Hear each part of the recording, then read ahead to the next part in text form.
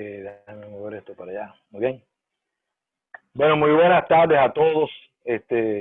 Para mí es un verdadero honor y un verdadero placer estar con ustedes.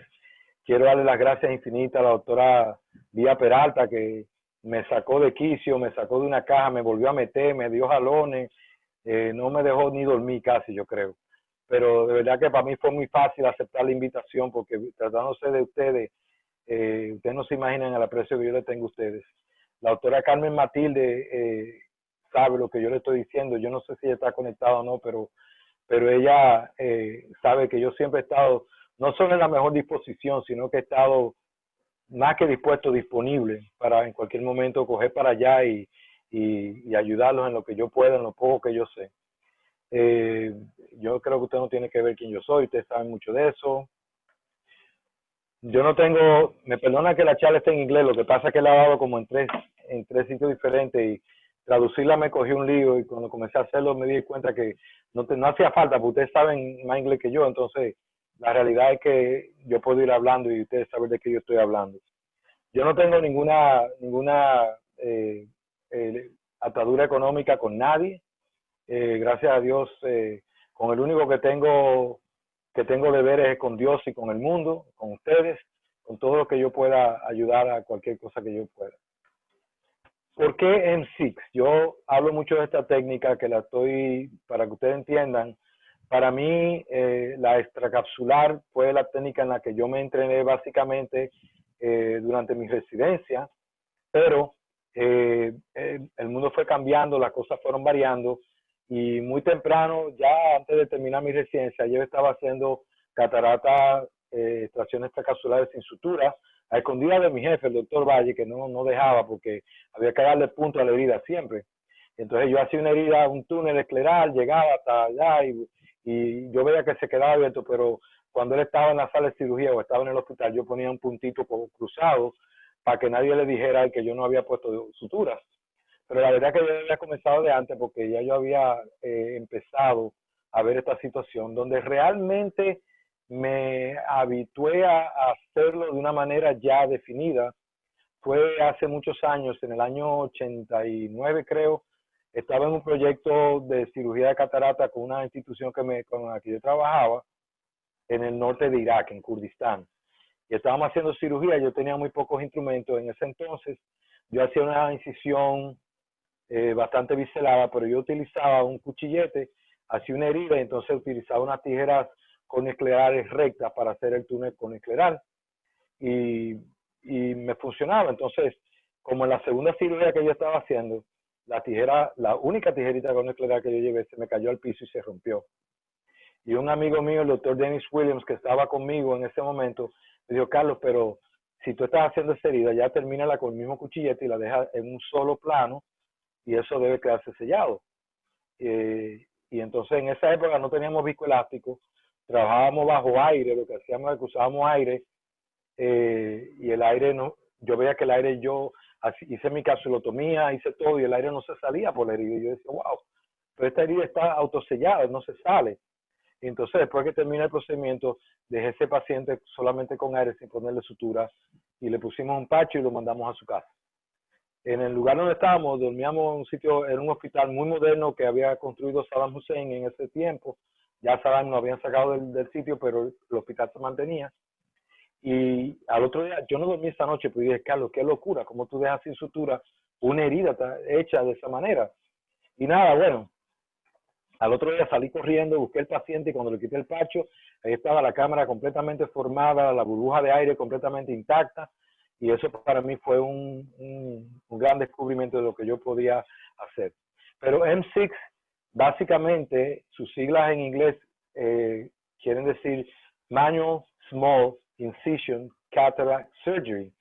Small es una de las cosas que a mí siempre me ha intrigado. Yo, aunque le llamo M6, yo tuve que cambiar.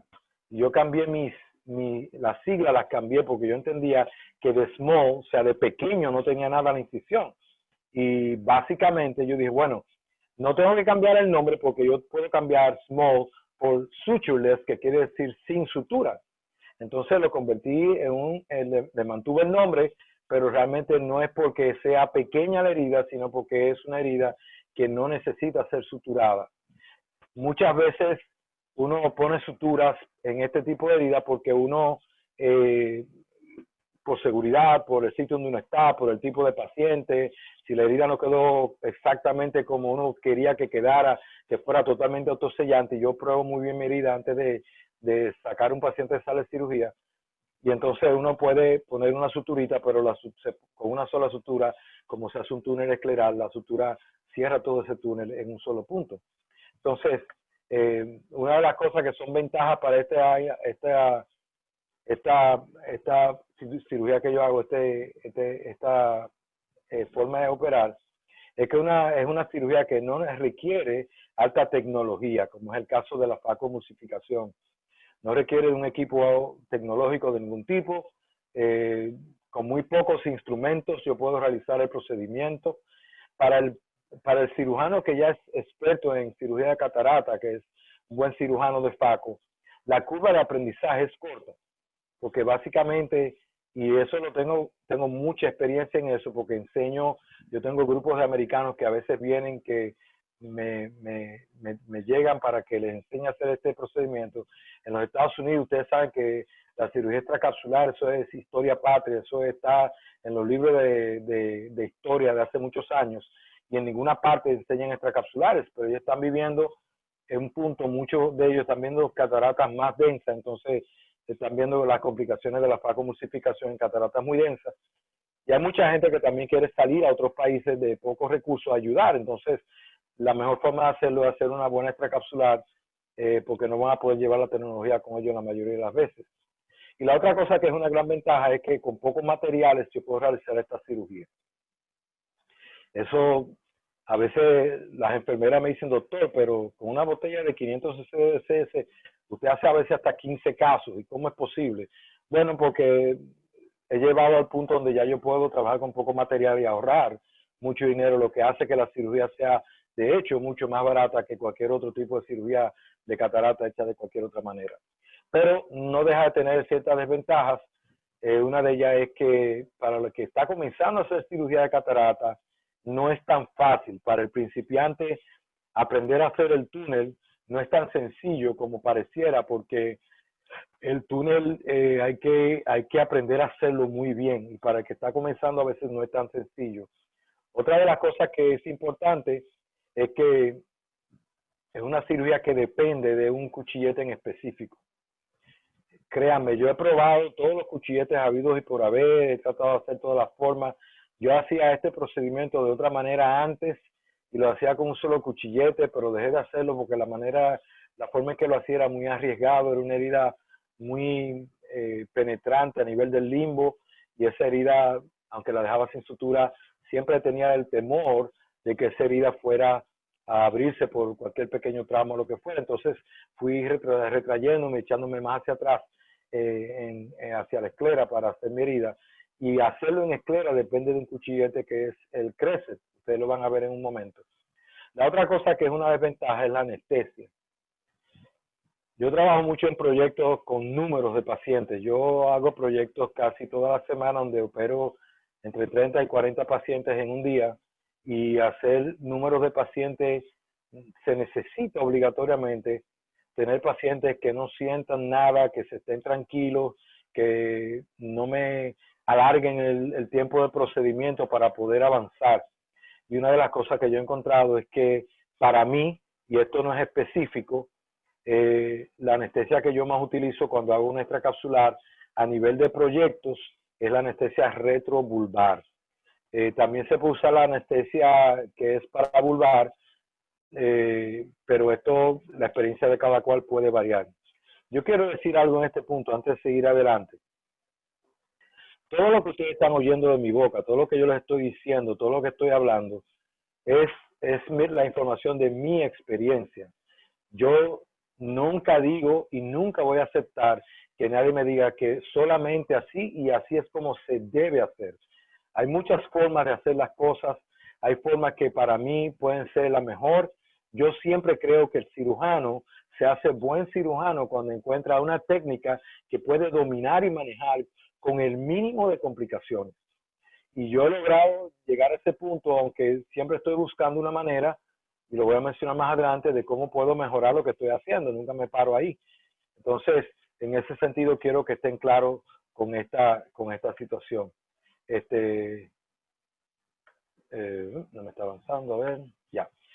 Los pasos básicos de la cirugía que yo hago de este procedimiento son la incisión, la capsulotomía o capsulorhexis, que voy a hablar más de eso adelante, la rotación del cristalino, que es como lo hago, hay personas que lo hacen diferente, la extracción del cristalino, la irrigación, aspiración y el implante del lente intraocular. Pero hoy yo quiero hacer énfasis en dos pasos, que son los dos pasos que yo entiendo por la experiencia que he tenido enseñando este procedimiento, que son los dos pasos más importantes para poder lograr el éxito en este procedimiento, tanto para el que está aprendiendo como para el que ya es un cirujano experto. Como dije anteriormente, para el cirujano experto es más fácil aprender a hacer este procedimiento porque ya tiene la maniobrabilidad, ya tiene la habilidad de manejarse con el ojo, dentro del ojo, etcétera, etcétera. Entonces yo quiero hablar básicamente de la incisión y quiero hablar de la rotación del lente. Son dos pasos críticos. Número uno, la incisión, si no queda bien hecha, pueden despedirse de que el procedimiento le va a quedar bien porque depende mucho de la incisión todo lo que van a hacer. Yo siempre le enseño a mis residentes y a todo el que le estoy enseñando cirugía, siempre les digo algo. El primer paso va a determinar cómo te va a quedar el segundo paso.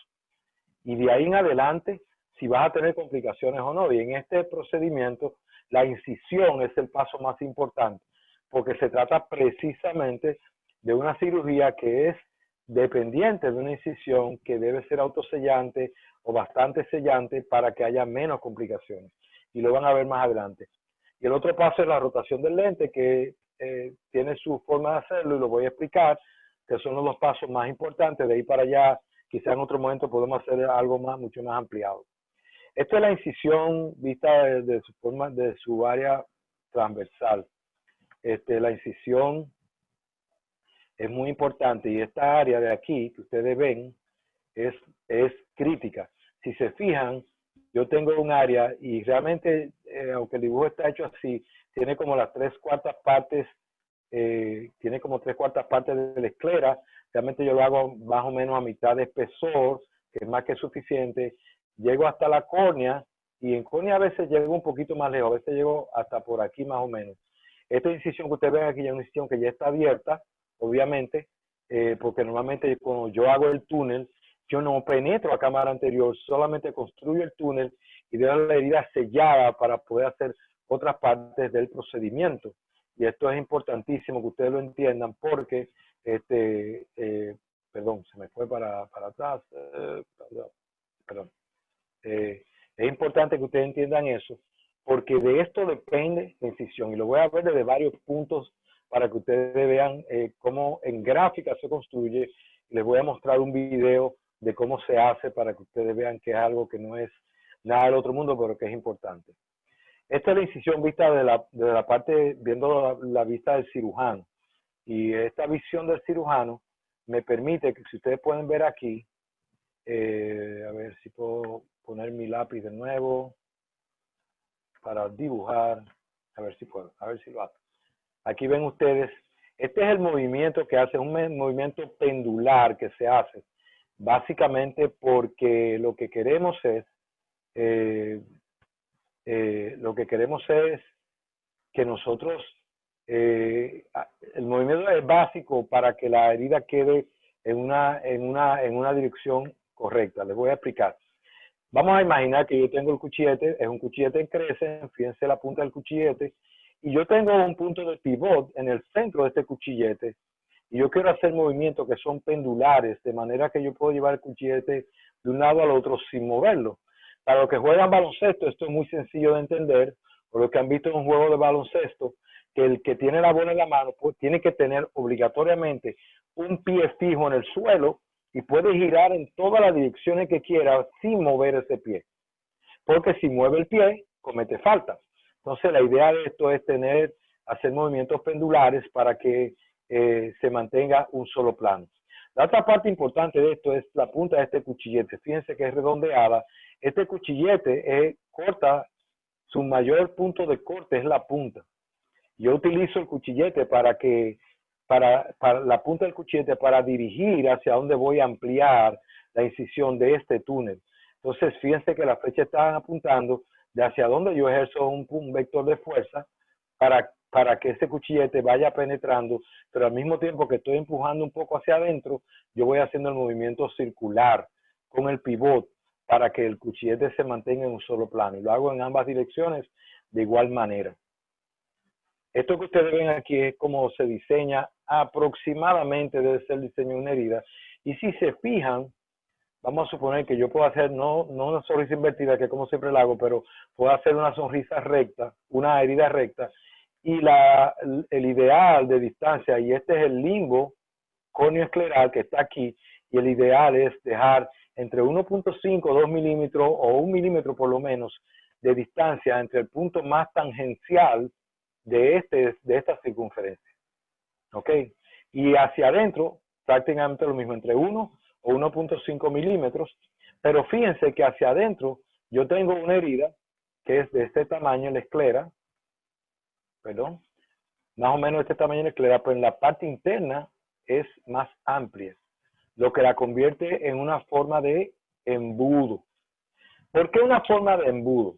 Porque yo tengo un cristalino que es redondo, que es grande y va a salir por aquí, y en la parte corneal yo no quiero ejercer una fuerza que me pueda dañar la córnea.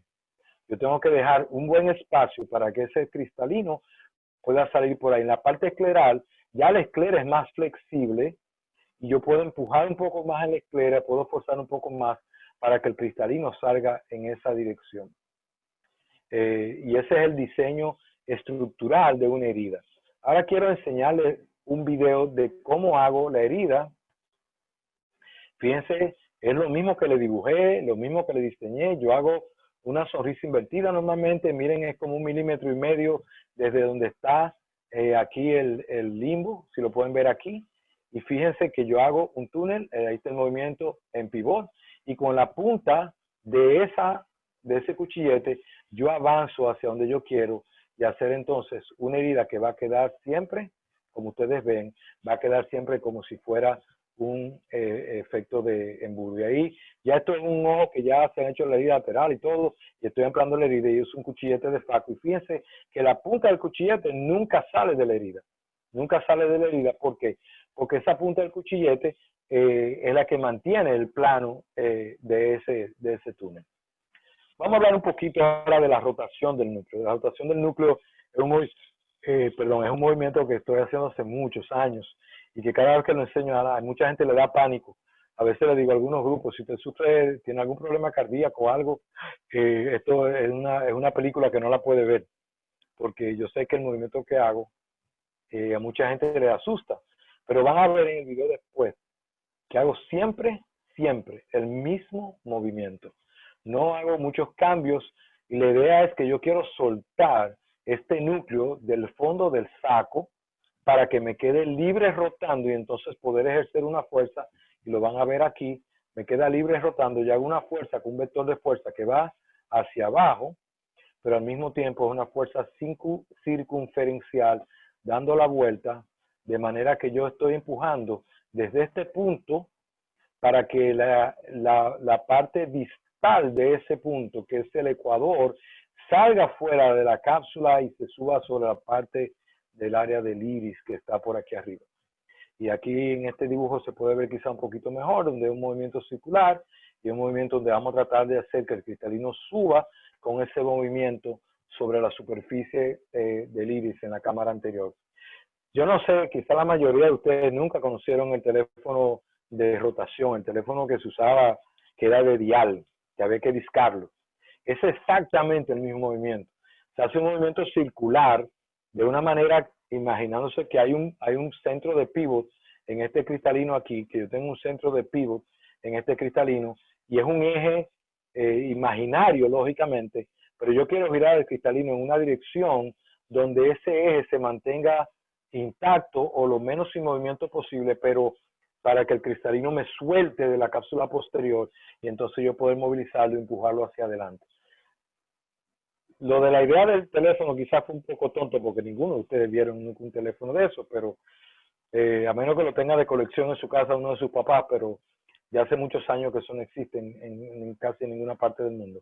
Bueno, en parte del mundo todavía eso es lo único que hay, pero ya nosotros estamos acostumbrados a otra cosa. La idea es que quiero que cojan la idea de rotar, pero al mismo tiempo ir empujando, y el movimiento es un movimiento muy lento que se hace. Es un movimiento que, como yo le explico a mis recientes, no lo puede hacer rápido, lo puede hacer muy suave, sino que tiene que ser lento, pero persistentemente ejerciendo un vector de fuerza hacia adentro y rotar al mismo tiempo. Y tiene que ser constante, no puede ser un movimiento de un poquito, tiene que ser un movimiento constante para lograr que este cristalino salga a cámara anterior. Voy a mostrarle la película. Dentro de este video hay 3 cortos videos de 3 cristalinos diferentes que para que ustedes vean que el movimiento en los 3 es igualito. Yo espero que estén viendo el video, si no lo ven me dejan saber. ¿Lo están viendo el video? ¿Alguien que me diga? Sí, se ve bien, doctor. Ok. Que bueno, hay alguien ahí todavía, porque como no estoy oyendo a nadie, nada más soy yo que estoy hablando. Fíjense en el movimiento, que es un movimiento circular y puede ser en cualquiera de las direcciones.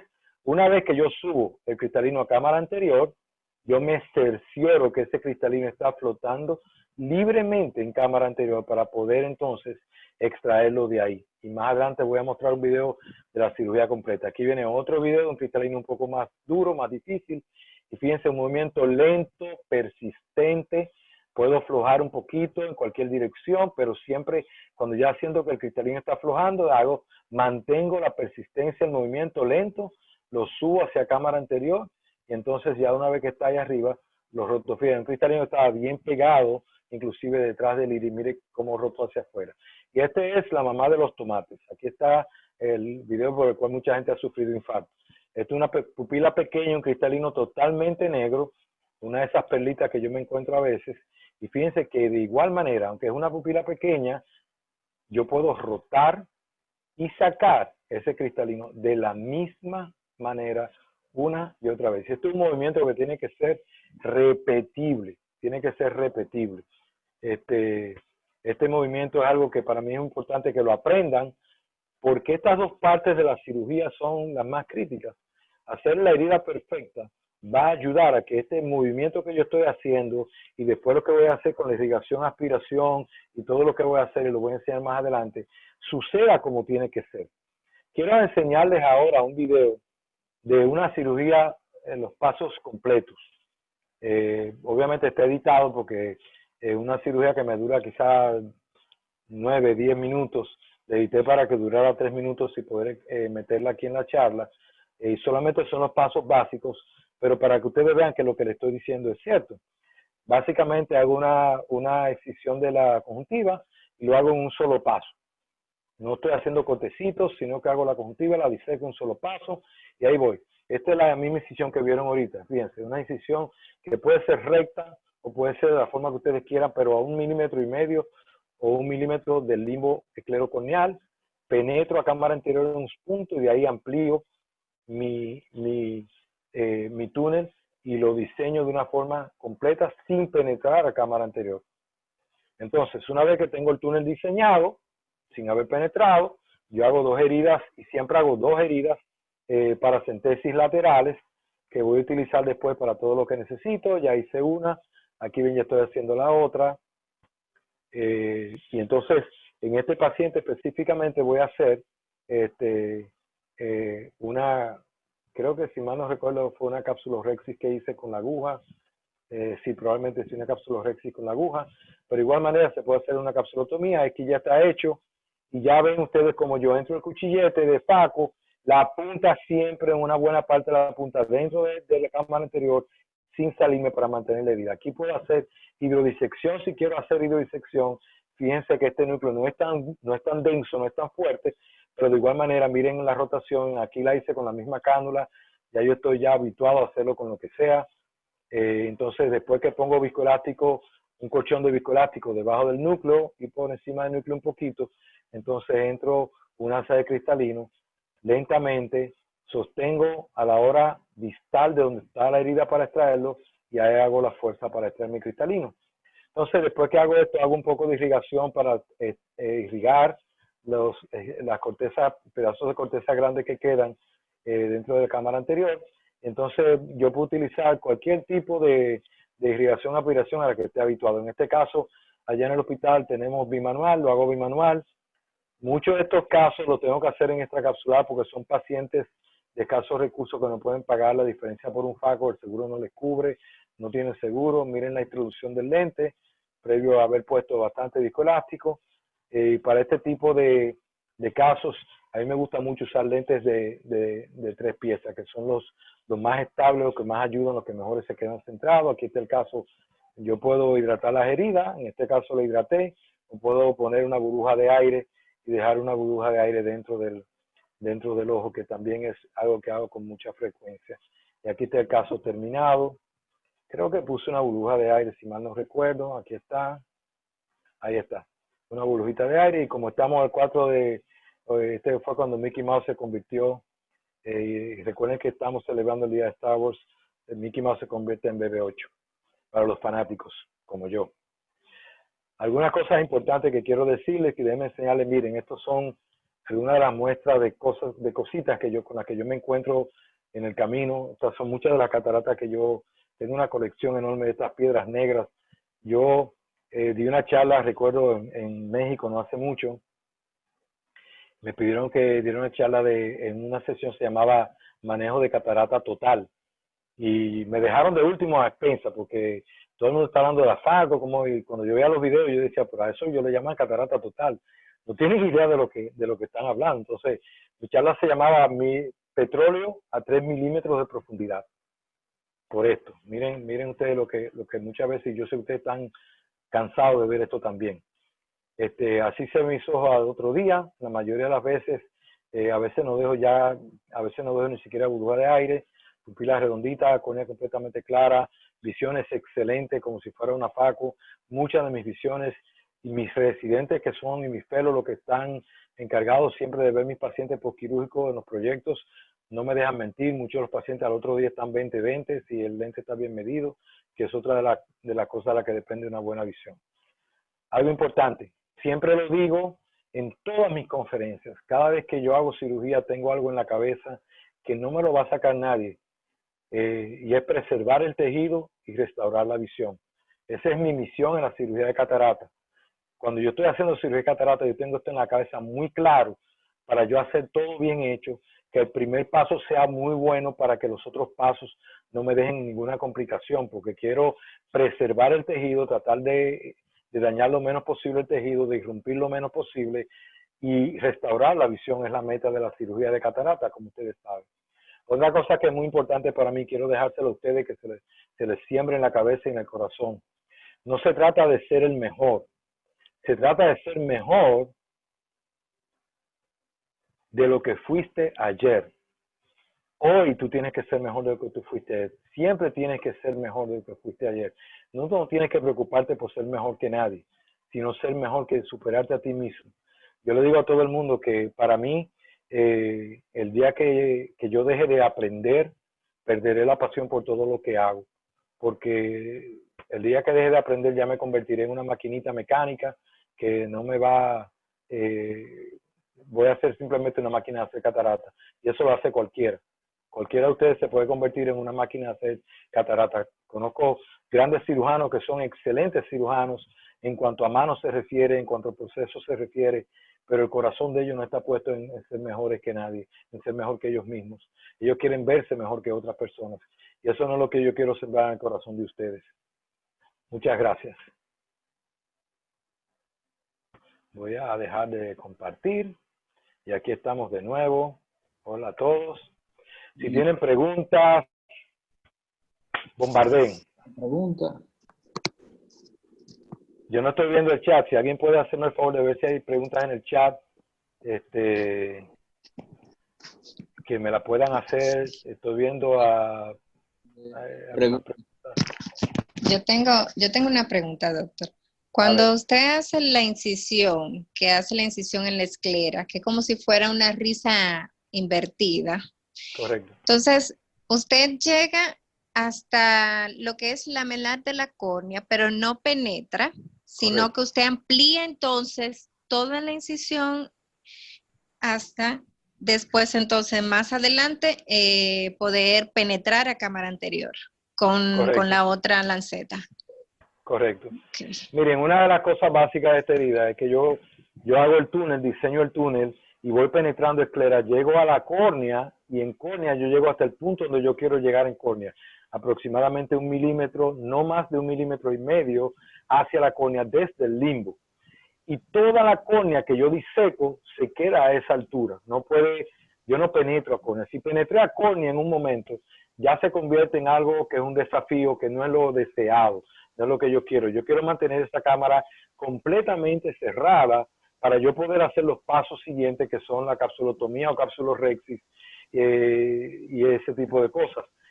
Si se fijaron en la cirugía donde hice el procedimiento completo, después que yo hago la capsulorhexis o capsulotomía, yo no roto el cristalino por la paracentesis.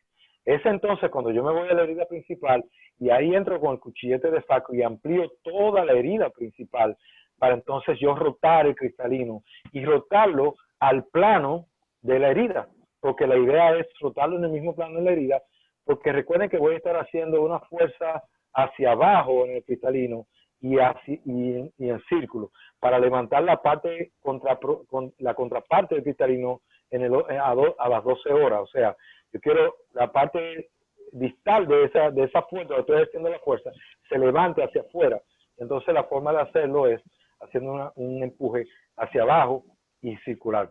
Si ustedes hacen eso de la paracentesis, hay mucha probabilidad que la fuerza que apliquen vaya a ser demasiado y puedan romper la cápsula y mandar el cristalino hacia abajo. Créanme que lo he visto todo. Y enseñándole a otras personas me dicen, no, pero yo puedo hacerlo por aquí, yo lo dejo. Y cuando tiene el cristalino allá abajo, entonces les digo, ¿ahora qué vas a hacer? Ahora tienes que llamar al departamento de retina, tienes que buscarte a alguien que te ayude a resolver. Y ya no va a ser lo mismo, ya la expectativa de visión del paciente no va a ser igual, la expectativa de recuperación no va a ser igual. Entonces son cosas que siempre estoy buscando la manera de evitar una complicación. Y la forma de evitarlo es hacer los movimientos correctos y hacerlo lo más seguro posible. Bien. Carlos, vamos a ver los chicos. Bien, doctor Pablo Fernández pregunta que qué tipo de anestesia que usted prefiere utilizar en estos procedimientos. Sí, mencioné que en estos procedimientos a mí se me hace difícil, porque yo lo he hecho todo, yo he inventado todo lo que ustedes no se imaginan para llegar al punto donde estamos hoy. No me gusta mucho hablar de eso para que no me critiquen, no me caiga arriba, porque yo soy medio cibaeño, a los cibaeños no les gusta que lo critiquen ni le hagan bullying. Básicamente, Fernando, no te rías, básicamente, yo en los proyectos, a mí me gusta tener un paciente que no sienta nada, que no sienta dolor, prácticamente que no sienta ni siquiera que le pusieron el bléfaro, para que el paciente esté tranquilo. Los pacientes yo le hago un bloqueo retrovulvar, yo tengo mucha experiencia en bloqueo retrovulvar, puede ser un paravulvar a través de la conjuntiva, lo que mejor ustedes manejen, que deje un ojo, que no haya dolor, que no haya sensación, que esté con el mínimo movimiento posible. Pero en privado, quiero confesarle esto, en privado, yo también he tenido que hacer estas capsulares porque me topo a veces con piedras de este tipo y no les voy a hacer faco a estos pacientes. Yo les hago un M6 como el que yo hago con este procedimiento. Mis pacientes me quedan viendo 20-20 y yo lo hago con anestesia tópica y no he tenido nunca problemas. Obviamente, mucho tiene que ver con el paciente que estás operando. Obviamente, el paciente que operas en privado no es el paciente que operas en los proyectos, que es el paciente que te lo traen por grupos. Si tú no tienes tiempo de hablar con cada uno de ellos, darle el más mínimo detalle y decirle, mira, tú vas a sentir esto, voy a estar haciendo aquello, voy a estar haciendo lo otro. Ese es el paciente que hay que acostarlo, mire, tranquilito, usted va a estar aquí unos minutos, respire normal, que usted tiene oxígeno y no se preocupe por nada. El paciente privado no es así, el paciente privado desde el consultorio, que es como yo siempre digo, la cirugía comienza en el consultorio, cuando usted ve al paciente, y usted está viendo que el paciente tiene una condición, usted comienza a planificar lo que va a hacer con ese paciente, y usted comienza a conectarse con ese paciente y a explicarle y a decirle para conseguir de ese paciente la mejor cooperación. Entonces, cuando llega a sala de cirugía, si yo veo que el paciente está tranquilo, tengo un anestesiólogo al lado, una ligera sedación, yo le pongo anestesia tópica, hago mi procedimiento sin problema y yo lo resuelvo así a nivel privado. Pero a nivel privado he tenido también pacientes que he tenido que ponerle un bloqueo retrovulvar. Sí. Entonces, yo tengo una técnica de retrovulvar que me ha ayudado mucho. Yo uso gel de silocaína en el ojo, previo a la anestesia retrovulvar, lo dejo ahí unos minutos y cuando voy a poner el bloqueo, el paciente casi ni se da cuenta, la mayoría de ellos casi nunca sienten nada, lo cual me ayuda a que el bloqueo prenda bien, el paciente no siente dolor, ni siquiera por el bloqueo. Entonces, es una situación donde yo estoy buscando la manera de que el paciente no sienta dolor ni antes, ni durante, ni después de la cirugía. Aún teniendo un bloqueo retrovulvar, yo pongo anestesia intracamerular. ¿Por qué? Porque ya está demostrado que después de la cirugía, si tú has puesto anestesia intracamerular, el proceso del iris se hace menos doloroso para el paciente. Entonces, aunque yo haga un bloqueo retrovulvar, yo pongo anestesia intracamerular para evitar que cuando ese bloqueo se vaya, el paciente me sienta dolor postquirúrgico. Y eso ayuda muchísimo. La gran mayoría de los pacientes en operativos, muy pocas veces se me ha quejado de dolor postquirúrgico, pero muy rara vez, muy rara vez. Okay. Gracias, doctor. Una preguntita, ¿usted utiliza el abordaje superior o temporal? ¿Cuál prefiere? Muchas gracias. Es una buena pregunta. Yo normalmente me voy superior, pero yo he tenido muchos casos donde la apertura palpebral del paciente es muy pequeña, con un ojo muy profundo, imagínense un ojo muy profundo con abertura palpebral chiquita. Entonces, yo puedo tener un ojo profundo, pero una abertura palpebral grande no hay problema. Yo puedo manejarme. Pero un ojo chiquito con abertura palpebral pequeña y un ojo profundo, yo tengo que buscar la manera de hacerlo y me voy temporal. También muchas veces cuando tenemos pacientes que son sospechosos de glaucoma y el departamento de glaucoma quiere que yo le haga la cirugía de catarata primero, pero que le deje la parte superior para cualquier otro procedimiento para manejar el glaucoma, yo me voy vía temporal y lo hago de igual manera. Yo no me gusta mucho hacerlo temporal porque recuerden que en la parte temporal tenemos menos protección. Cuando usted está en la parte superior, el hueso protege de cualquier golpe, cualquier molestia. Recuérdense que los pacientes no siempre hacen lo que uno le dice. Y usted le dice al paciente, mire, no se acueste sobre ese lado operado, acuéstese del otro lado, boca arriba, y ahí va el otro día el paciente con el ojo rojo. ¿Y qué pasó? No, doctor, que a lo mejor me acosté de ese lado y eso pasa. Entonces, si la herida es temporal, siempre pongo puntos, siempre pongo una sutura y siempre pongo un protector y me aseguro y hablo con el paciente, con los familiares, con todo el mundo para que no dejen que se acueste de ese lado, hasta que todo esté sellado y todo esté bien. Ok, muchas gracias. Pregunta. En caso de fibrosis de cápsula anterior, donde tenga que utilizar otro tipo de pinza como tijera, ¿haría igual la capsulorhexis por la paracentesis? Sí, igual. Yo he tenido muchos casos, y está muy buena la pregunta, Fernando David, muchos casos donde llegan estos pacientes, y la mayoría de estos pacientes de proyectos son gente que vienen de muy lejos, donde nunca han tenido contacto, muy poco contacto con un oftalmólogo, y llegan estos casos con fibrosis capsulares y todo lo que ustedes se puedan imaginar. Yo siempre, aunque yo trato de usar el mínimo de instrumentos, eso no quiere decir que yo no tengo una bandeja especializada ahí atrás, estéril. Yo tengo microtijeras, yo tengo tijeras de capsulotomía, tijeras de todo tipo, yo uso inclusive, estoy usando mucho, yo no sabía lo que era hacer una capsulorhexis con una pinza de Utrata hasta hace pocos años, hasta hace 3 o 4 años. Yo hacía mis capsulorhexis para la FACO, yo lo hacía con una aguja, porque yo aprendí a hacer la capsulotomía con aguja, y cuando comencé a tratar de aprender con la capsulorhexis, y vi una charla de eso el otro día, me fue horriblemente mal, o sea, literalmente se me hizo imposible. Y volví y yo dije, no, yo lo que manejo es la agujita, yo lo puedo hacer por la paracentesis, y me metía por mi paracentesis, hacía mi capsulorhexis muy controlada, todo muy bien. Y hace unos años vi en un congreso a alguien que utilizaba una microutrata para hacer la capsulorhexis. Y dije, pero mira qué chulo, están usando una pinza de retina, pero no era de retina, era una microutrata diseñada para eso. Yo no sabía que existía. Entonces me fui en ese congreso, en un congreso grande, yo creo que fue un Panamericano o algo, y fui a uno de los vendedores de instrumentos, y para no arriesgarme me fui a uno de los chinos. No se asusten, ese no tenía virus, lo probamos, hicimos todas las pruebas de sangre, PCR, todo lo hicimos, y no tenía virus ese instrumento. Entonces, vi ahí unos micros instrumentos, vi una microtrata y dije, me voy a comprar una. Me costó como 60, 70 dólares, no recuerdo. Yo no quiero invertir mucho dinero porque había visto el precio de las microtratas de buena marca y costaban $500. Dije, si yo voy y no me acostumbro a usar esto y como dicen en el Cibao, y fui con tu corbata, no me sirve, no me funciona, se fue todo a pique. Entonces, compré esa barata y la probé.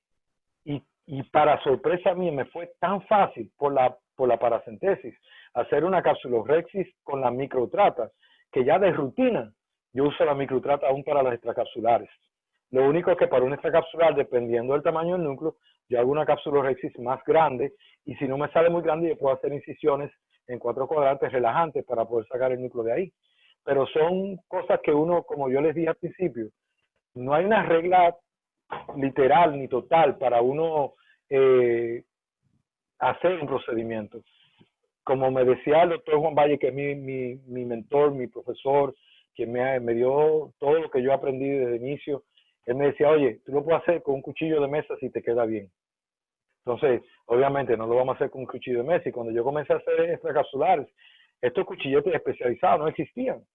Y Fernando está ahí, que no me deja mentir, él sabe porque él pasó lo mismo que yo. O sea, hacíamos con lo que podíamos, comenzamos con un cuchillete, una hoja Superblade 965, creo, o usamos el rompenavajas y una navajita de afeitar comprada en el colmado de la esquina, la rompíamos por el bordecito y hacemos un cuchillete muy filoso, y con eso hacíamos las heridas, porque eso era lo que teníamos, no teníamos otra cosa.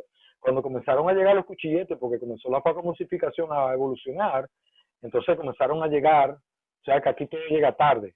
El viscoelástico vino a llegar 10 años después. Nosotros mientras tanto utilizamos el aire o irrigación continua, nos lo inventamos para buscárnoslas, pero cuando comenzaron a llegar todas estas cosas, comenzamos a modificar procedimientos, y es lo que yo he estado haciendo siempre.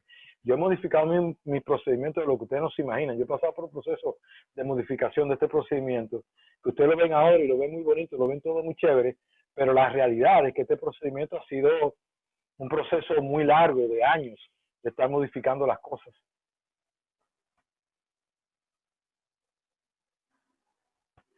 El micrófono, Fernando David. Ya, ahora.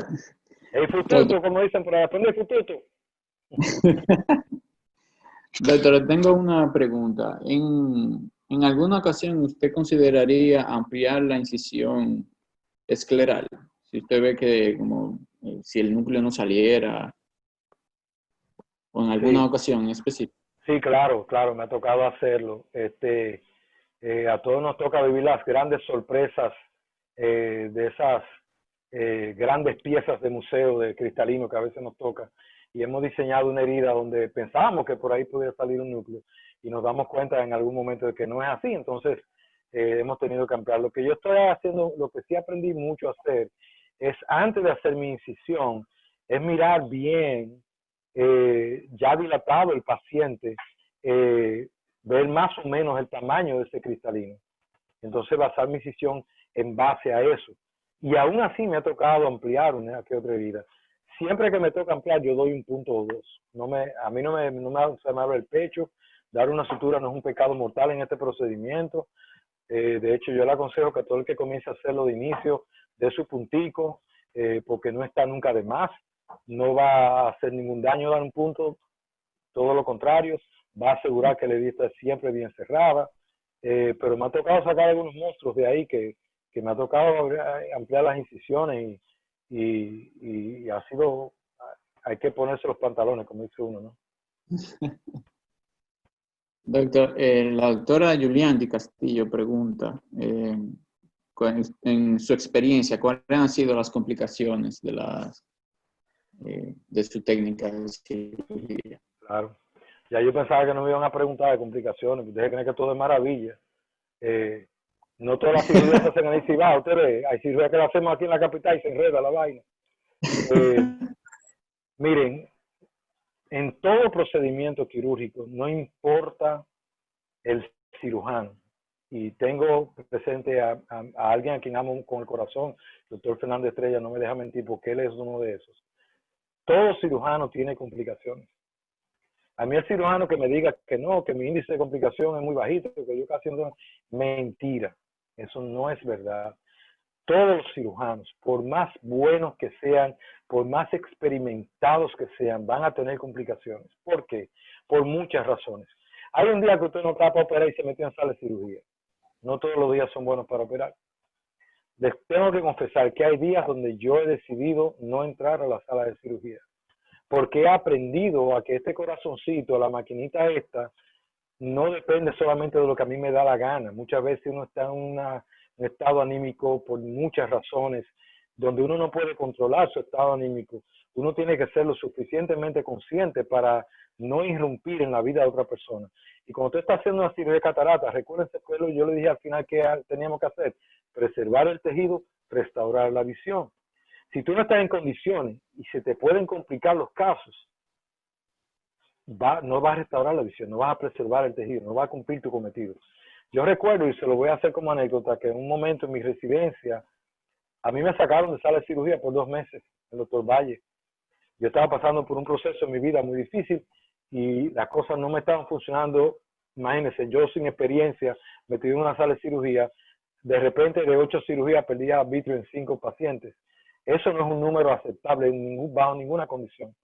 Y el doctor Valle, de que se dio cuenta, inmediatamente me sacó, habló conmigo, me dijo: mira, Carlos, hasta que tú no resuelvas tu problema, aquí adentro no te metes tú, porque lo que menos podemos poner en riesgo el ojo de un paciente. Yo de inicio me sentí muy mal, no solo porque era denigrarme de mi puesto, yo era el jefe residente, era el residente más viejo, de hecho fui el primer residente, era también denigrarme de mi estatus, de que yo era el que más operaba, el que mejor operaba, y de repente en un momento las cosas no estaban funcionando por una razón.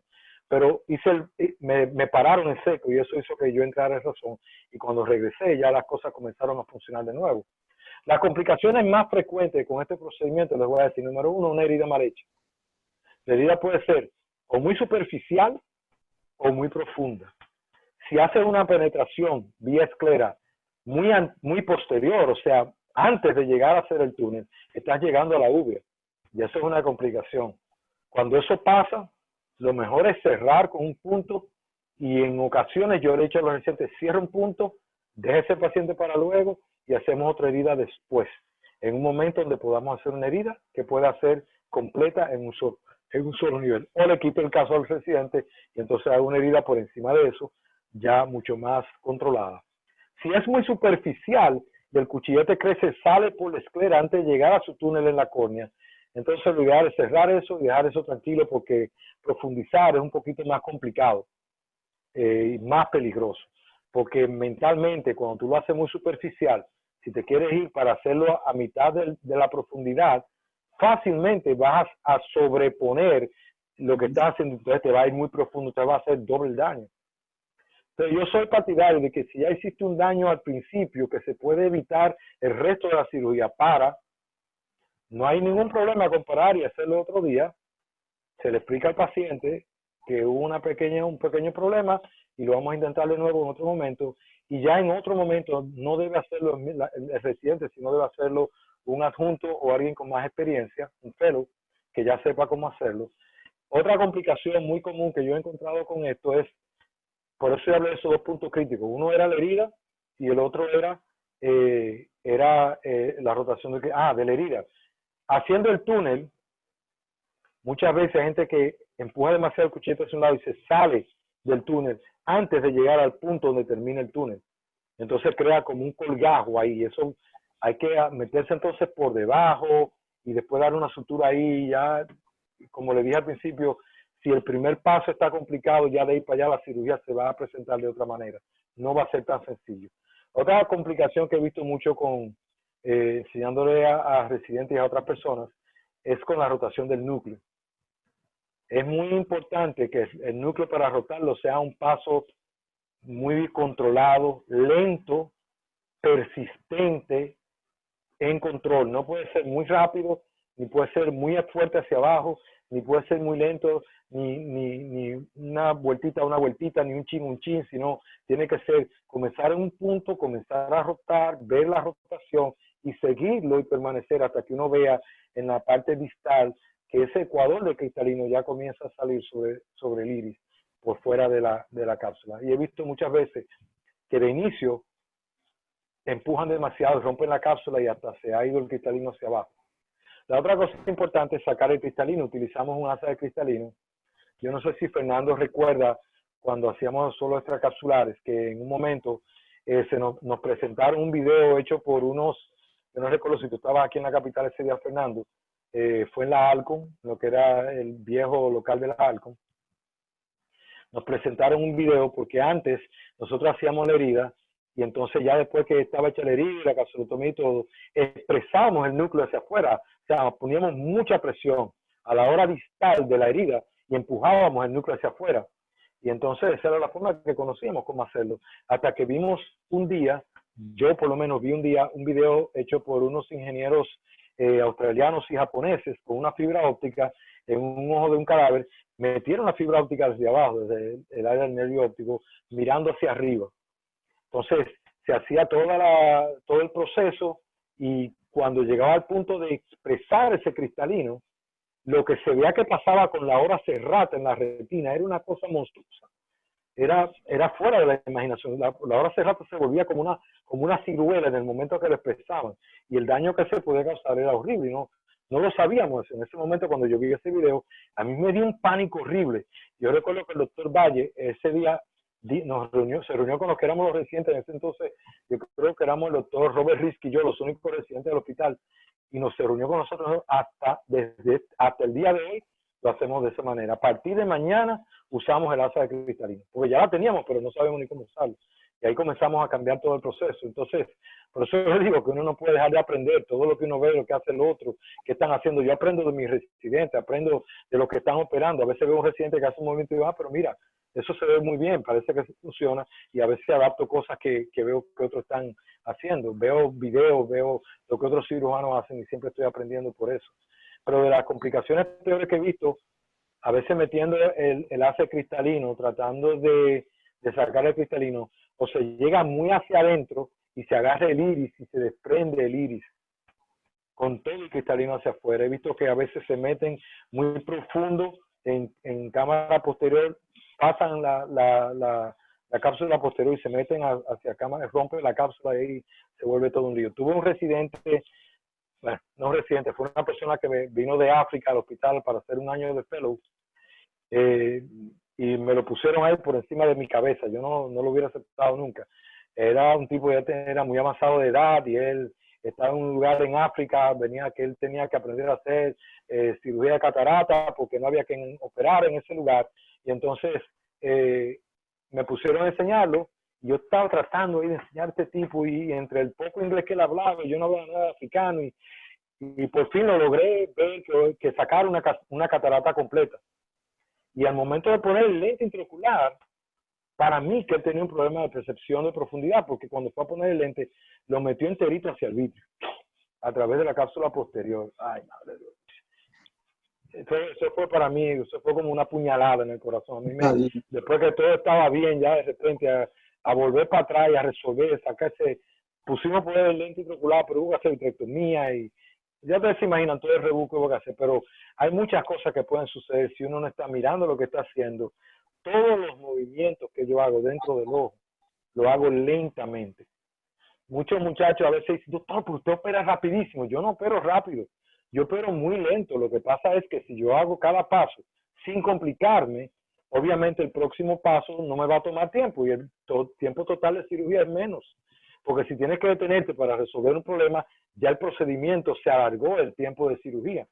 Entonces, cuando tú haces un procedimiento donde cada paso es sin problema, hiciste una incisión sin problema, un túnel perfecto, hiciste tus incisiones laterales, capsulotomía o capsulorhexis, entraste, agrandaste tu túnel, rotaste tu núcleo, lo sacaste, limpiaste todo, metiste tu lente intraocular, calcula el tiempo, o sea, no nos puede llevar tanto tiempo hacer eso, pero lo importante no es el tiempo, es que quede bien.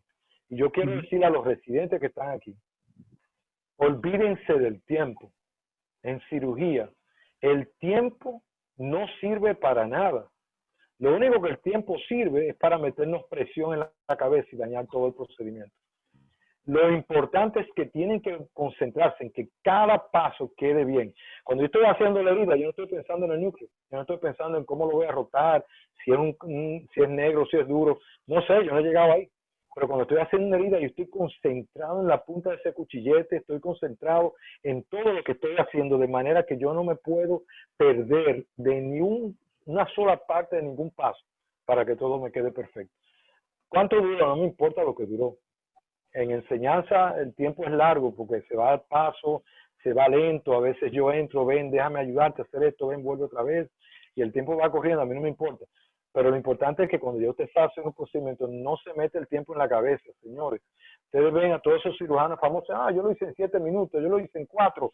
Yo hacía el procedimiento que hacía cuando hacía la incisión limbal, que yo hacía una incisión penetraba y ampliaba ahí mismo limbalmente, hacía una incisión biselada completamente. Una cirugía me cogía 2 minutos y medio como mucho. Pregúntenme qué ventaja tenía eso. Ninguna. En lo absoluto. Y las hacía bien.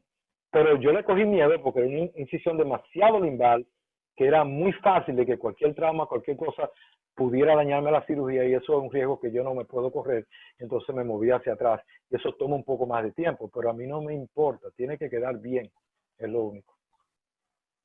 Bien. Muchas gracias, doctor. Pregunta a una gente anónima que no tiene nombre. ¿De qué medida es la cápsula Rexis que usted utiliza?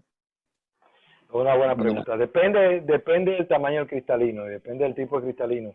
Normalmente para una cirugía extracapsular yo hago alrededor de 5,5, 6 milímetros de cápsula Rexis. Si yo hago capsulotomía, no cápsula Rexis, si hago capsulotomía, yo la hago más pequeña, pero la cirugía, el procedimiento de la capsulotomía son cortecitos que son dentados, es como un abrelata.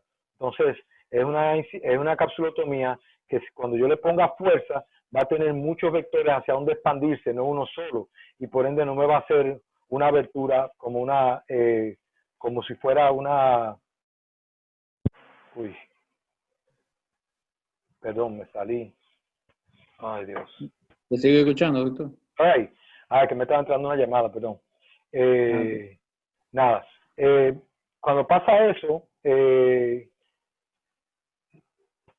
por ejemplo, si hago una cápsula Rexis pequeña de 5 milímetros y es un núcleo grande que cuando roto me doy cuenta que es muy grande, yo le hago incisiones relajantes en 4 cuadrantes. No grandes, pequeñas, porque esas incisiones relajantes van a ayudar a quitar la presión del borde capsular para que el cristalino pueda salir por ahí. Entonces, es una situación donde uno puede hacer una cápsula Rexis casi normal, como si fuera por una faco, un poquito más grande, pero si lo hiciste muy pequeña, hazle 4 pequeñas incisiones y ya. Y de igual manera te va a mantener un saco capsular intacto sin ningún problema. Ok, perfecto. Stephanie Estrella pregunta, doctor, ya esta es la última pregunta. No importa, sigan. Yo no tengo ningún compromiso, Julián, acaben. No tengo compromiso ninguno ahora. Aparte de la ventaja de la M6 en cuanto a costo y tiempo, ¿existen ventajas en cuanto a las complicaciones sobre la faco? Y si existen datos de menor incidencia. Mira, yo en el hospital actualmente comenzamos un estudio pero apenas lleva 6 meses, de todos los procedimientos de catarata que han hecho los residentes en el hospital. No les voy a dar números, pero la incidencia de complicaciones en cirugía de extracapsular y de faco depende mucho del cirujano. Y en cuestiones de aprendizaje, yo creo que ahí es más propenso a complicarse en el M6 que en la faco, porque nosotros, cuando un cirujano, un aprendiz, un residente está haciendo una faco, está haciendo una faco y cuando vemos que se puede complicar, le quitamos el caso y lo terminamos nosotros. Entonces, por eso probablemente el porcentaje de complicaciones es menos en la facomulsificación en el hospital, en la enseñanza. Si tú me preguntas, doctor, y en el caso suyo particular, obviamente que tengo que menos, pero también hay que recordarse que el M6 es un procedimiento que tú lo vas a hacer en un ojo que ya de por sí está complicado, con una catarata muy grande o muy dura, y es un procedimiento que tiene sus riesgos. Entonces, es un procedimiento que obviamente va a tener un momento donde va a ser un poquito más delicado el proceso, ya cuando tú eres un cirujano experto, ¿no? Pero créame que aún haciendo faco, el pedal, la mano, el faco es complicado, tiene que tener las 2 pedales, los 2 pies, las 2 manos, los oídos, los 2 ojos, la mente todo puesta en una puntita de un aparato que está tratando de comerse cristalino. Y eso es más complicado que simplemente tener un pedal de enfocar el microscopio en un punto. O sea, es mucho más sencillo desde este punto hacer una extracapsular. Pero todo tiene su pro y su contra. Yo no digo, que este es mejor que aquella. No, cada cosa tiene su sitio. Yo no hago extracapsulares a todo el mundo, ni le hago FACO a todo el mundo. Todo tiene su lugar y su propósito de por qué. Y el porqué único y exclusivo que yo tengo para cada uno de los procedimientos es que tiene que quedar bien para cada caso. Si un caso en privado me llega con una catarata de esas muy negra, créanme, yo, Carlos Gómez, no me pongo a aventurar con un FACO, aunque me digan, no, el FACO se come lo que sea. Si el FACO se puede comer una piedra. ¿A qué costo? ¿Bajo qué riesgos? O sea, la cantidad de manipulación en una catarata, mientras más dura es mucho mayor con una facomulsificación. Obviamente hay instrumentos que se pueden utilizar, está el Ultra Chopper de SCAP, que es una maravilla, porque puede fragmentar un núcleo muy duro, aún de estos núcleos muy negros, y convertirlos en pedacitos muy chiquitos para que con una pieza de faco se puedan comer más fácilmente, pero aún así el tiempo de faco y de irrigación adentro va a ser más largo que sacar un cristalino en un solo procedimiento. Doctor, una última pregunta que me surgió. Hay un tipo de cápsulas Rexis que es como triangular. ¿Usted la ha utilizado? ¿Usted ha tenido experiencia? Sí, yo he hecho de todo. Tú no te imaginas.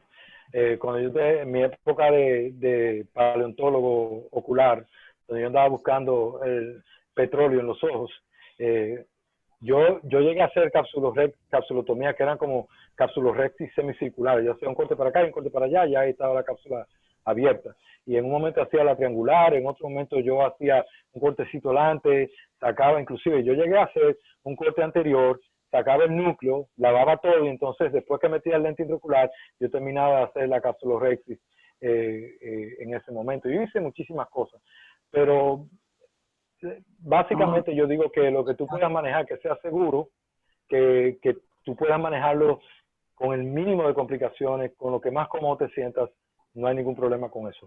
Si funciona y es seguro y no va a traer daño al ojo, lo puedes hacer. Ok. Perfecto. Entonces ya yo creo que terminaron las preguntas. Fernando, Yo puedo hablar un momento. ¿Quién me está hablando? No veo. Mari Carmen Matilde. Ay, Mari Carmen, un beso, mi amor. Mira, primero, gracias por toda esa generosidad de tu parte para los residentes, o sea, de tratar de explicarles todos estos trucos y toda esa experiencia que tienes. Pero yo igual que tú creo que a los residentes hay que enseñarles a hacer extracapsular, porque aquí en este país hay muchos casos que requieren extracapsular, como tú decías, incluso a nivel privado, y entonces un médico que no sabe manejar incisiones, que no sabe hacer cortes adecuados, que no sabe suturar, pues no va a poder resolver los problemas, y muchas veces se te puede complicar una faco y eso, y yo creo que ese es el mismo sentir que tiene la doctora Valerio, ¿verdad? Que está ahí, que la veo, que ella es la encargada de enseñarle la extracapsular a los residentes. Y nada, yo fui la que te pregunté de lo de la capsulorhexis, porque efectivamente muchas veces la gente se va con la idea de hacer una capsulorhexis pequeña, y muchas veces esos cristalinos no los puedes sacar por ahí. Y, o sea, a mí me encantó tu conferencia, aprendí mucho, tú sabes que yo también, yo soy más o menos, yo soy más joven que tú, pero más o menos por ahí ando. Entonces, yo también he hecho muchas de las cosas que tú has hecho. Cuando yo tenía que hacer extracapsular y tenía que hacer, yo me entrené haciendo extracapsular igual que tú. Y nada, yo creo que fue muy bueno. Yo te agradezco mucho, Carlos. Ya no quiero utilizar el micrófono, pero tú sabes que te quiero mucho y que te agradecemos mucho, que eres una persona muy generosa por tratar de transmitir los conocimientos, no importa que no sean residentes de tu escuela. Muchas gracias, Carlos. Yo, Mari Carmen y todos, miren, para mí, yo lo dije al principio, para mí más que un honor, yo estoy feliz de hacer esto con ustedes. Yo siempre estaré dispuesto a hacer lo que ustedes necesiten. Si necesitan que yo vaya cuando ustedes quieran, las veces que tenga que ir, a mí no me importa. Arreglamos el horario, lo arreglamos de alguna manera. Se juntan pacientes y podemos ir transmitiendo de todo en vivo a quien sea, porque para mí, como dije al principio, y Fernando entiende eso, y por eso Fernando está haciendo lo que está haciendo, dejar un legado de gente que haga lo que tiene que hacer bien hecho. No hay nada como eso. Eso es lo mejor que podemos hacer.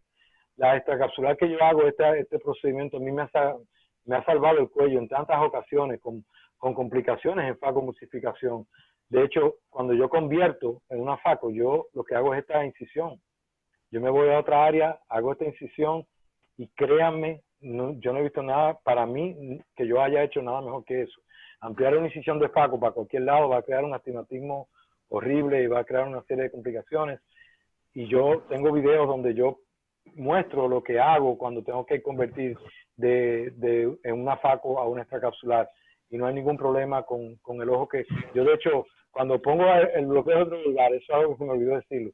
Yo no uso el pinky, no uso nada sobre el ojo. Yo simplemente pongo mi bloqueo, doy al paciente ahí unos minutos y hago mi procedimiento sin ablandar el ojo. Cuando el ojo está muy blandito, la esclera, el cuchillete de Crescent no funciona bien. No se hace un túnel bien hecho. Tiene que estar tiene que estar en una consistencia natural del ojo para que la herida quede perfecta. Entonces, cuando estoy haciendo una faco, yo no pongo pinky tampoco, por eso me es tan fácil convertir cuando estoy haciendo una faco a este procedimiento, porque de verdad que cuando uno aprende a manejar esta herida, miren, a mí se me ha salvado el cuello en tantas ocasiones que yo no podría ni mencionarlo. Momentos donde estoy haciendo una faco y de repente se me quiere complicar la situación, una cápsula rota, la mejor manera de sacar ese núcleo de ahí sin tener que meter esa punta de faco otra vez, yo la saco de otra manera, hasta pongo un puntico. Yo he hecho procedimientos, este procedimiento lo he hecho junto con retinólogos. El doctor Roland Roy me ha pedido muchas veces que vaya a operar con él porque tiene procedimientos que son combinados. Entonces, tiene que hacer un procedimiento en la retina, pero son cataratas muy duras. Y entonces él me llama y me dice, Carlos, ¿cómo lo hacemos? Tranquilo, yo hago mi incisión, saco mi núcleo, le pongo un par de suturas y lo dejo. Y él trabaja como si no hubiera pasado nada, como si no hubiera habido una herida. Y él me dice, doctor, es que yo no entiendo. O sea, ese ojo se queda como si nunca lo hubieran abierto. Claro, si tiene una herida bien sellada, con un túnel bien hecho, las cosas no se van a complicar, se te van a salir muy bien. Por eso es que yo estoy diciendo la importancia, y por eso puse la importancia tanto en la herida, porque de eso que se trata este procedimiento. Yo siempre he dicho, doctor, usted tiene más años de experiencia que yo. Obvio. Pero yo siempre he dicho que hay que ser muy minucioso a la hora de evaluar el paciente. Así es. Es de tú determinar el tipo de catarata. Es importantísimo describir bien esa catarata para uno saber cómo se va a plantear en la cirugía. Porque hay cataratas que por más que tú digas, no, esa va con faco, pero tú estás seguro que esa catarata no la puedes realizar con faco, sino que tienes que hacerle su extra, obligatoriamente. Porque a veces no es mejor inventar que ir a lo seguro. Y que siempre le he dicho a los muchachos sobre lo que usted dijo del tiempo. A mí no me gusta que me presionen cuando yo estoy en sala de cirugía. O sea, me molesta porque es que cuando uno está en cirugía, una cirugía de cataratas no es nada sencillo. Y ya de por sí ya uno entra estresado porque ya uno tiene ese compromiso de ese paciente que tú quieres que quede lo mejor posible. Porque el paciente va con ese objetivo de que tú le ayudes a él. Y que a veces las cataratas que uno ve que son de que sencillas, esas son las que más fácil se te complican. Las que tú dices, no, pero eso yo la termino en 10 minutos y yo estoy afuera. Eso yo la termino de una vez. Cuando tú vienes a ver, esa es la que tú dices, pero esta era la más sencillita que yo tenía y sin embargo me duré una hora en eso. O sea que es la evaluación del paciente, es muy importante, de que uno determine qué tipo de cirugía es que requiere ese paciente, cómo tú vas a abordar a ese paciente, qué procedimientos, o sea, qué técnicas tú le puedes realizar. O sea, eso siempre yo... Sí. Yo estoy muy de acuerdo contigo. De hecho, una de las cosas, de las desventajas que tenemos hoy en día es la tecnología. Fernando sabe lo que le estoy hablando.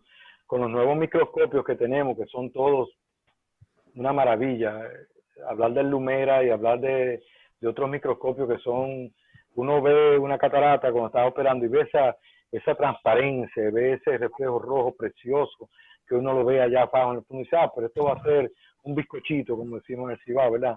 Esto es pan comido. No, muchas veces es simplemente el efecto lumínico que puede atravesar una catarata que es bastante dura, pero se ve un reflejo rojo muy, muy intenso. Y me ha pasado, yo he tenido que convertir casos donde, y tengo un video chulísimo que en algún momento se lo voy a mostrar, donde yo estoy haciendo una faco y el faco no le decía ni ji al cristalino. No era un faco el mejor del mundo, pero un faco a cualquier cristalino. Y la transparencia que se veía, porque se ve en el video la transparencia de ese cristalino. Y era un faco que yo lo había utilizado ya en varios pacientes y había hecho la faco perfectamente bien, sin ningún problema. Y cuando fui a ver a este paciente, dije, aquí viene otro bizcochito.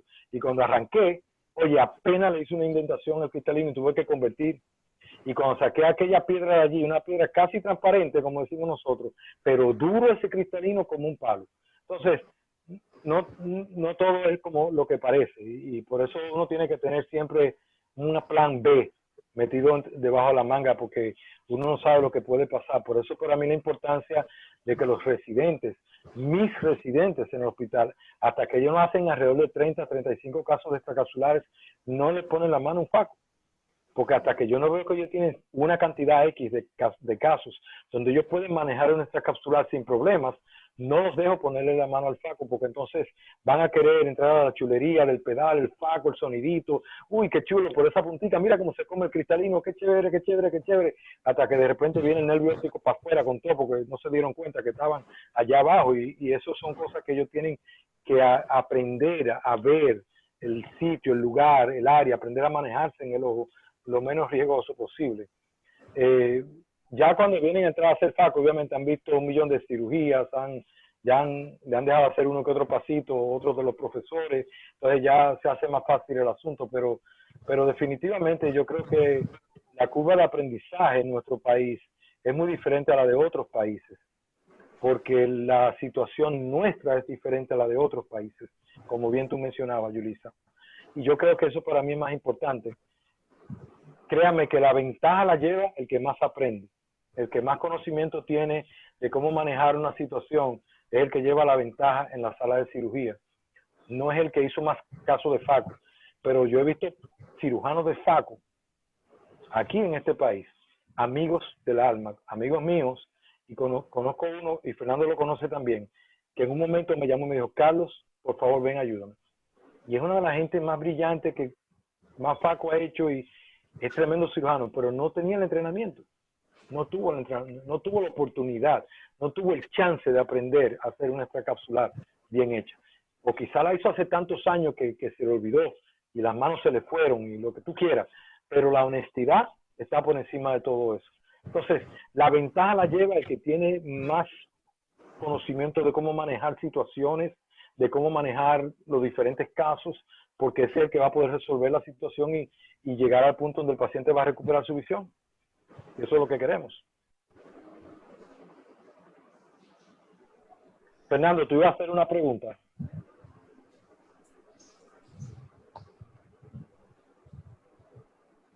El micrófono. Tiene que abrir el micrófono, doctor Estrella, Fututo. Ahí.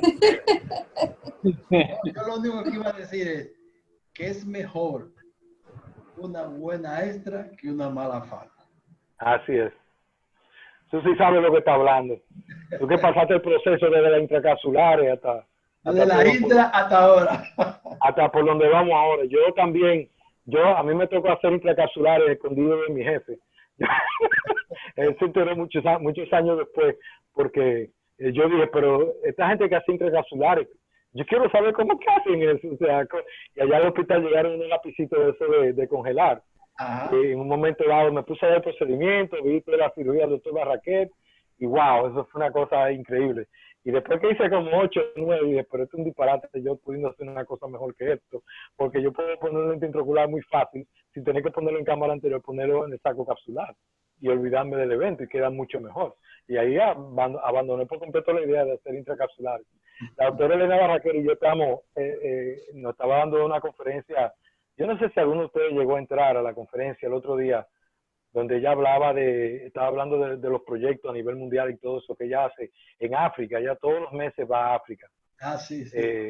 Ella está ahora mismo parada y ella y yo compartimos mucho, nos hemos hecho muy amigos porque vamos a muchos congresos juntos y hablamos de lo mismo juntos y compartimos muchas anécdotas, mucha historia. Y esta me tiene hasta aquí para que yo me vaya con ella, aunque sea una sola vez, para compartir con ella en un viaje de eso.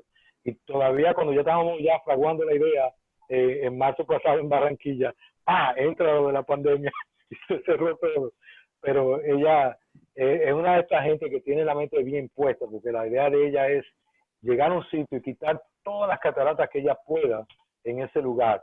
Ella hace FACO en la mayoría de los casos.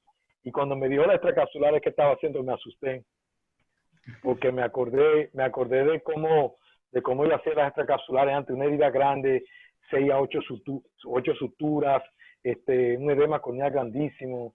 Yo le dije, entonces cuando ella ha visto el procedimiento que yo hago, que lo vio por primera vez en FACO Elche hace como 4 años, me dijo inmediatamente, Carlos, tengo que hablar contigo, necesito que me enseñes a hacer eso. Y yo, bueno, invítame cuando tú quieras, pero nunca hemos podido coordinar. Pero la verdad es que este procedimiento me cambió la vida, porque cuando entramos al mundo de la FACO-emulsificación, eso fue un cambio drástico, fuera de lo que teníamos estipulado. Fernando sabe, la mente se nos voló, comenzamos a ver cosas que no sabíamos.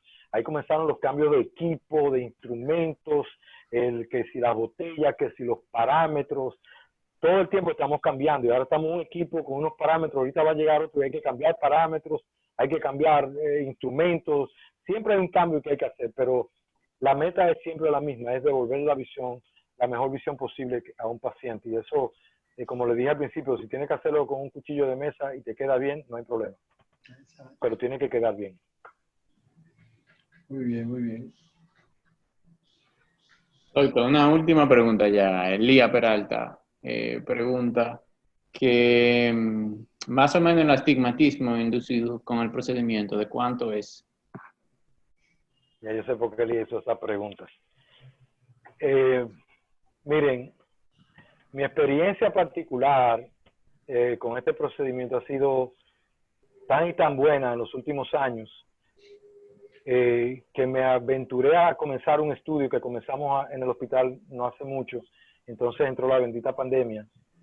La realidad es que el astigmatismo inducido que hemos visto, entiéndase, inducido quiere decir que si un paciente tiene una dioptría de astigmatismo y tú le induces media dioptría, el astigmatismo total va a ser 1,5 dioptrías al final del procedimiento. Pero el inducido fue solamente media dioptría. De manera que tú te puedes confiar en un procedimiento donde tu astigmatismo se esté inducido por debajo de media dioptría. Bueno, hicimos una comparación de la incisión que estoy haciendo y después me di cuenta que el estudio no estaba tan bien hecho como yo quería. Yo mismo lo quiero sesgar y quiero comenzarlo de nuevo. Pero el resultado fue que el astigmatismo más alto que tuvimos fue un caso de 0.75. Un caso. Cuando yo vi aquello, y sobre todo no solamente el astigmatismo, sino que vimos también otros resultados de la córnea y cómo quedaban las córneas y todo, el doctor David Flicker, que fue quien diseñó el programa de Panacea, que yo no sé si ustedes lo conocen, pero lo pueden, es gratis todavía, por favor, bájenlo para calcular lentes intraoculares, se llama Panacea con C.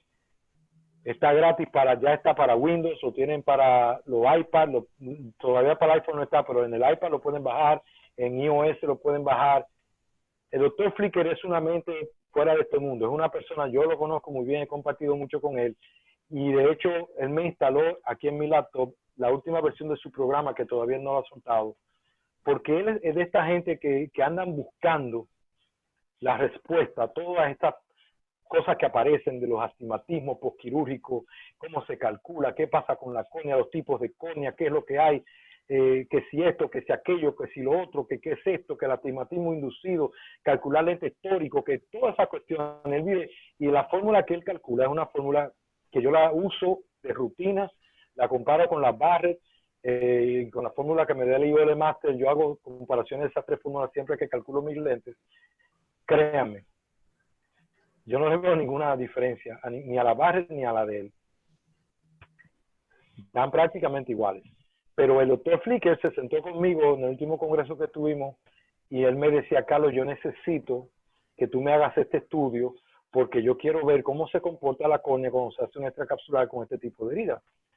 Y yo accedí porque yo dije, bueno, si puedo contribuir en algo para que la gente se quite de la cabeza de que un extracapsular deja más astigmatismo que una FACO, vamos a hacerlo, porque por historia la extracapsular va a dejar más astigmatismo por la herida que se hacía, las suturas que se ponían, hay un montón de cosas, pero ya ahora no se está haciendo eso. Entonces comencé a hacer el estudio y aunque no hicimos muchos pacientes, hicimos alrededor de como 25 pacientes, un paciente, la inducción de astigmatismo fue de 0.75 en un paciente. El resto estaba por debajo de 0.5. Entonces eso quiere decir que tú ves una FACO de la mayoría de las personas que hacen FACO y el astigmatismo inducido está por debajo de 0.50, alrededor de 0.50, 0.3, 0.25, lo que menos, pero hemos visto que para la visión final del paciente eso no tiene tan gran importancia, porque yo tengo pacientes que tengo más de 0.75 de astigmatismo inducido en queratometría y la visión del paciente es 20/20, de igual manera. Entonces, son cosas que son relativas y varían mucho de un paciente a otro y nunca vamos a saber, yo creo, cuál es exactamente la verdad absoluta acerca del astigmatismo. Porque por más que lo he estudiado, lo he visto y hacemos y tenemos máquinas, el doctor Joaquín Fernández de España, que es un investigador de esto, me vive diciendo, Carlos, no cambie la máquina, tú tienes el IOL Master 700, no lo cambies, quédate con ese aparato, porque todos los otros aparatos que están saliendo, y sacó un estudio, hizo un estudio, todos los equipos nuevos que están saliendo, están todos al mismo nivel, todos te dan exactamente la misma medida, todos te comportan de la misma manera, todos te la miden igual. Entonces, uno se vuelve loco con todas las informaciones, porque hay gente que dan su estudio de esto, su estudio de aquello, y te dicen, no, que con este equipo es mejor, que con aquel equipo es mejor. Tú tienes que utilizar el equipo que tú tengas a mano, porque tú no tienes de otro. O sea, ¿cuánta gente pueden invertir en un Corbis? Vamos a ver, ¿cuántas personas? Quizá una institución grande. ¿Cuántos pueden invertir en un OPD? Quizá una institución grande. ¿Cuántos tienen OPD, Corbis? 2 o 3 gente en este país. Entonces, para los que estamos haciendo cirugía en masa para pacientes de escasos recursos, medir lo más posible, lo mejor que se puede el lente, con la mejor fórmula que tengamos y tratar de buscar la mejor visión para ese paciente. Un paciente que está en movimiento de mano con una catarata negra y al otro día está viendo 20/30, ¿se va a sentir mal? ¿Usted cree que se va a sentir preocupado de que ay, doctor, pero yo no veo 20/20 o mire, tengo un astigmatismo de menos 1.50? Señores, vamos a ser realistas. Nosotros andamos buscando visión, eso como las mujeres, y me excusan las mujeres, que quieren rebajar, pero están buscando rebajar de precio y lo que quieren rebajar es la medida. Entonces, yo estoy pesando demasiado, pero se siguen poniendo el mismo pantalón porque les sigue cabiendo igual. Entonces, no es un asunto de peso, es un asunto de medidas. Entonces, cuando rebaja de peso, muchas veces rebaja de medida, pero eso no es directamente proporcional. Igual pasa con el astigmatismo ocular, el astigmatismo de la córnea no es directamente proporcional a la cirugía que estás haciendo. Buscamos y siempre perseguimos la mejor manera de hacerlo para que quede lo más exacto posible. Y encima de eso tenemos que averiguar, y le enteramos después, que la córnea de cada paciente le va a cambiar con el paso del tiempo, de manera normal, de manera natural. De manera que el cálculo que yo hice hoy para el paciente que tiene 65 años, cuando cumpla los 80, no va a estar viendo igual, porque la córnea le cambió, naturalmente. O sea que no hay una forma de decir que esto es el absoluto de nada, pero estamos buscando siempre de qué hacerlo mejor, ¿no? Si usted tiene cuarto para comprarse todo su aparato, cómpreselo. No le pare. Yo lo que digo, esos jugueticos no son malos ninguno, son muy buenos. El Corbis nos está dando informaciones que antes no teníamos y eso es importante para los procedimientos que hacemos. Muy bien. Bueno, doctor, muchísimas gracias por todo. En nombre de la residencia le damos las gracias por siempre estar dispuesto a enseñar. Yo sé que a usted le encanta eso de la docencia y en el momento que estaba haciendo la agenda de las clases virtuales, Lía se me acercó y me comentó de incluirlo a usted, pero le voy a hacer una aclaración que no es por la pandemia, sino estaba en nuestro proyecto también invitarlo para que usted participara con los muchachos en el hospital, pero queríamos que los muchachos tuvieran más casos y que tuvieran más experiencia, así como usted dice de que ellos tienen que hacer muchos casos de extra, como la doctora Matilde comentó, la doctora Valerio ahí le enseñó bastante y qué pena que ya en su trance de ellos salir, tuvimos que interrumpir todo lo que es la cirugía para que así ellos se beneficiaran de todos, que una cosa que yo le decía a ellos, a ustedes ahora mismo lo que le importa es, no importa que hagan pocas cosas, pero que la hagan con calidad y que la hagan con criterios y sin complicaciones. Y aunque tengan complicaciones era porque le tenía que pasar. Esperamos que este sea el primer escalón de lo que pueda venir.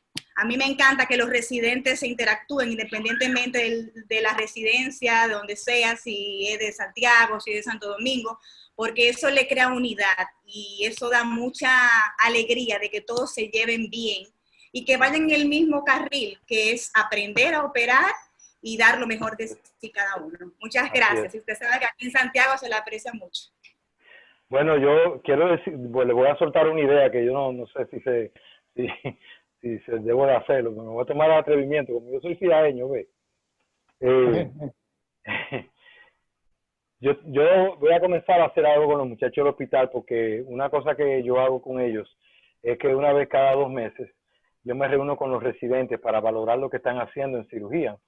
Y una casa comercial siempre nos proporciona que nosotros llevamos un proyector y ahí pasamos varias cirugías de ellos y ahí las evaluamos, las criticamos, vemos qué pudo haberse hecho mejor, qué yo hubiera hecho mejor, hacemos preguntas, indagamos, vemos cómo mejorar lo que estamos haciendo.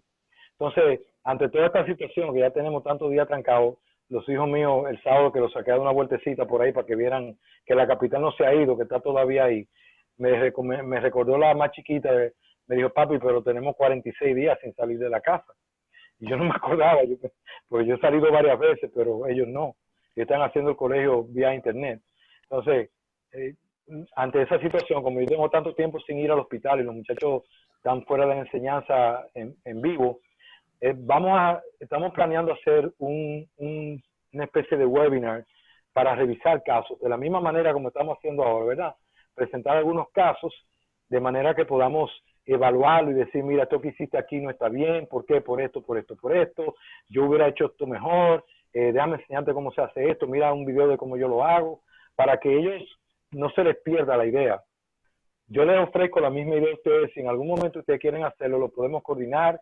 Ahora mismo yo estoy muy ocupado porque la fregadera, ¿qué hora es? Yo creo que es como ahí al mediodía y en la noche, pero siempre en el in-between, como dicen los gringos, se puede organizar y podemos en algún día, si ustedes dicen, bueno, vamos a ver estos videos de fulanito, 3 gente, y vamos a analizarlo con el doctor y vamos a juntarnos toditos. Y nos juntamos por aquí, vemos los videos y nada, aprendemos siempre, no hay por qué dejar de aprender.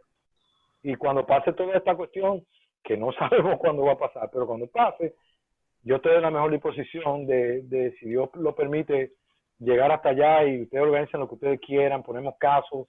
Yo soy de bajo consumo, a mí con que me inviten a resort, a una comidita, yo tengo con eso, es más que suficiente. Y estoy diciendo eso porque quien está presente sabe lo que yo estoy diciendo. Tenemos una juntadera pendiente por ahí, pero bueno, la idea es esa, es juntarnos y hacerlo todo lo que más podamos dentro de lo posible. Muy bien. Gracias. Nada. Gracias. Les quiero mucho, se me cuidan.